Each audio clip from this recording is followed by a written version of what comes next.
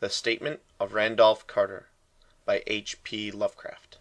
Again I say, I do not know what has become of Harley Warren, though I think, almost hope, that he is in peaceful oblivion, if there be anywhere so blessed a thing. It is true that I have for 5 years been his closest friend, and a partial sharer of his terrible researches into the unknown. I will not deny, though my memory is uncertain and indistinct, that this witness of yours may have seen us together, as he says, on the Gainesville pike, walking toward Big Cypress Swamp, at 11:30 on that awful night. That we bore electric lanterns, spades, and a curious coil of wire with attached instruments I will even affirm, for these things all played a part in the single hideous scene which remains buried in my shaken recollection. But of what followed, and of the reason I was found alone and dazed on the edge of the swamp the next morning, I must insist that I know nothing, save what I was told over and over again.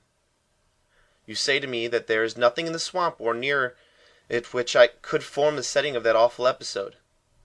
I reply that I knew nothing beyond what I saw. Vision or nightmare it may have been. Vision or nightmare I fervently hope it was. Yet it is all that my mind retains of what took place in those shocking hours after we left the sight of men.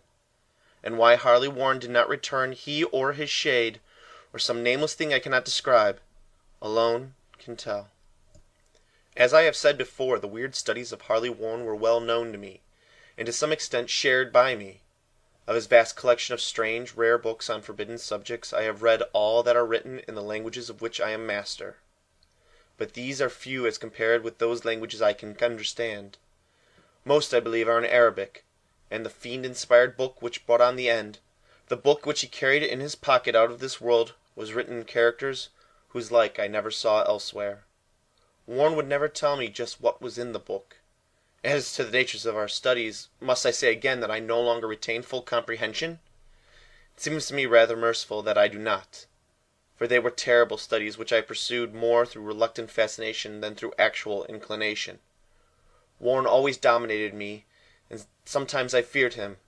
I remember how I shuddered at his facial expressions on the night before the awful happenings, when he talked so incessantly of his theory, why certain corpses never decay, but rest firm and fat in their tomb for 1,000 years. But I do not fear him now, for I suspect that he has known horrors beyond my ken. Now I fear for him. Once more I say that I have no clear idea of our object on that night. Certainly it had much to do with something in the book which Warren carried with him, that ancient book in undecipherable characters which had come to him from India a month before. But I swear I do not know what it was we expected to find. Your witness says he saw us at 11:30 on the Gainesville pike, headed for Big Cypress Swamp. This is probably true, but I have no distinct memory of it. The picture seared into my soul is one scene only, and the hour must have been long after midnight, for a waning crescent moon was high in the vaporous heavens. The place was an ancient cemetery, so ancient that I trembled at the manifold signs of immemorial years.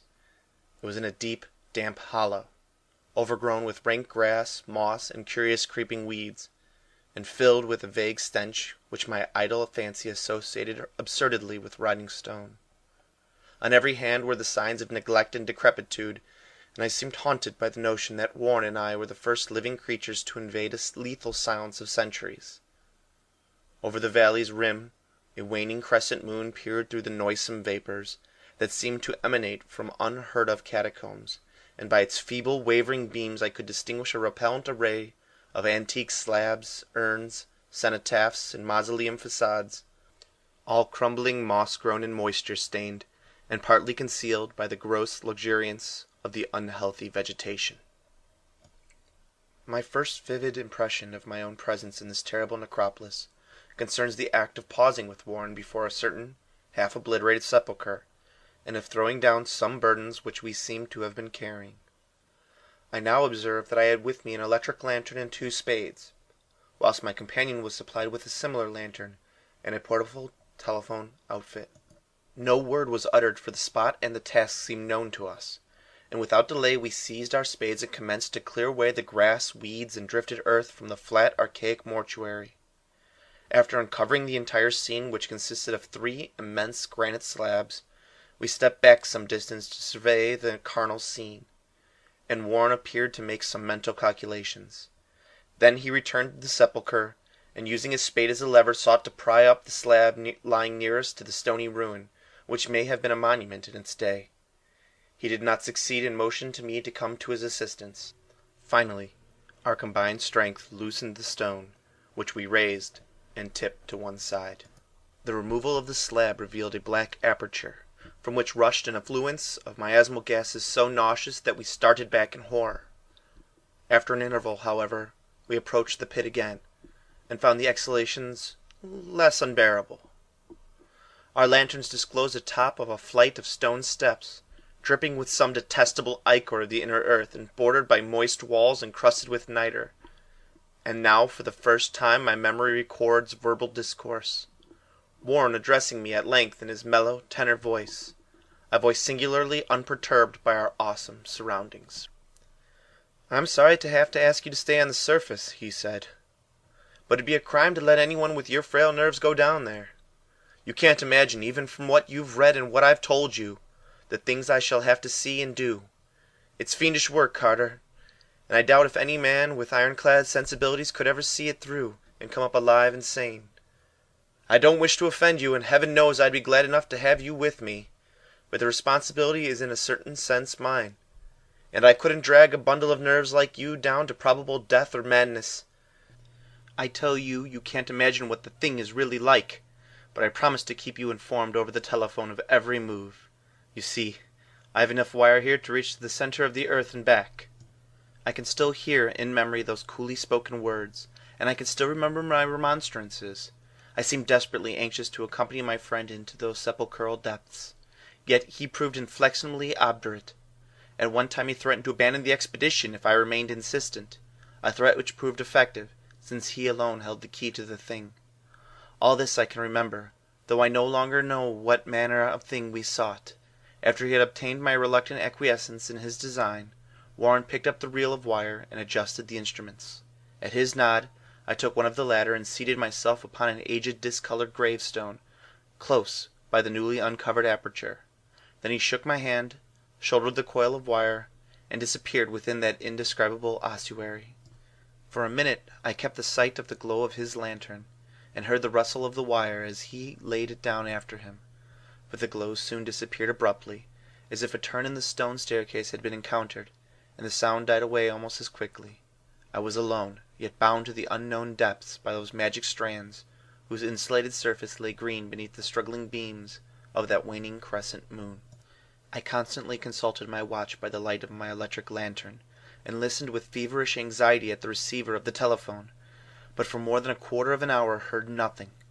Then a faint clicking came from the instrument, and I called down to my friend with a tense voice.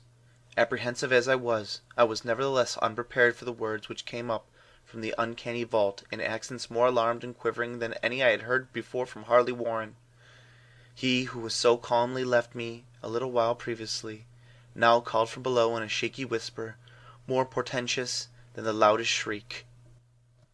"God, if you could see what I am seeing!" I could not answer. Speechless, I could only wait. Then came the frenzied tones again.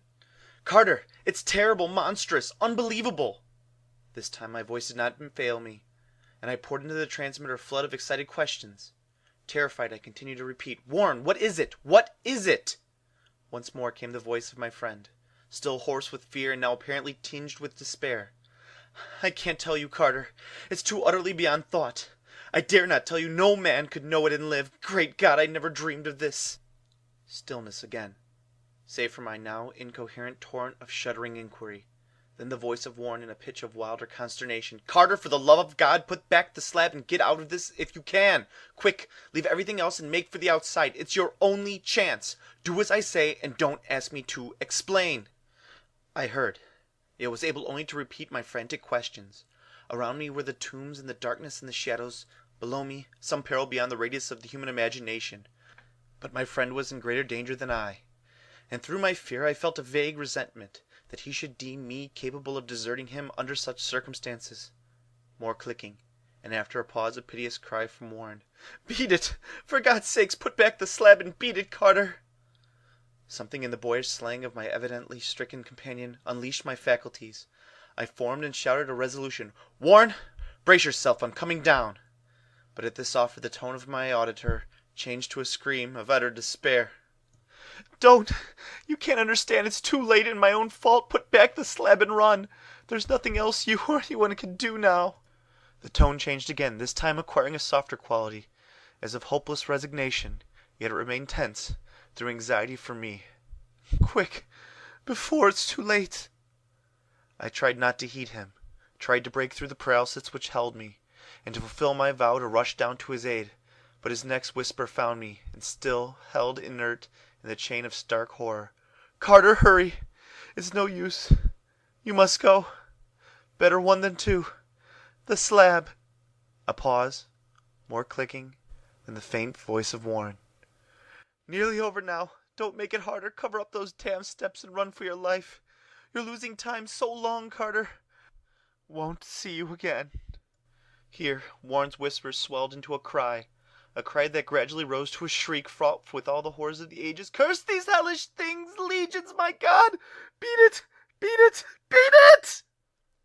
After that was silence. I know not how many interminable eons I sat stupefied, whispering, muttering, calling, screaming into that telephone. Over and over again through those eons I whispered and muttered, called, shouted, and screamed, "Warren! Warren, answer me! Are you there?" And then there came to me the crowning horror of all, the unbelievable, unthinkable, almost unmentionable thing. I have said that eons seemed to elapse after Warren shrieked forth his last despairing warning, and that only my own cries now broke the hideous silence. But after a while there was a further clicking in the receiver, and I strained my ears to listen. Again I called down, "Warren, are you there?" And in answer heard the thing which had brought this cloud over my mind. I do not try, gentlemen, to account for that thing, that voice, nor can I venture to describe it in detail, since the first words took away my consciousness and created a mental blank which reaches to the time of my awakening in the hospital. Shall I say that the voice was deep, hollow, gelatinous, remote, unearthly, inhuman, disembodied? What shall I say? It was the end of my experience, and is the end of my story. I heard it, and knew no more. Heard it as I sat petrified in an unknown cemetery in the hollow, amidst the crumbling stones and the falling tombs, the rank vegetation and the miasmal vapors. Heard it well up from the innermost depths of that damnable open sepulchre as I watched amorphous, necrophagous shadows dance beneath an accursed waning moon. And this is what it said: "You fool, Warren is dead." End of the statement of Randolph Carter. Recording by Joseph Canna, Chicago, Illinois.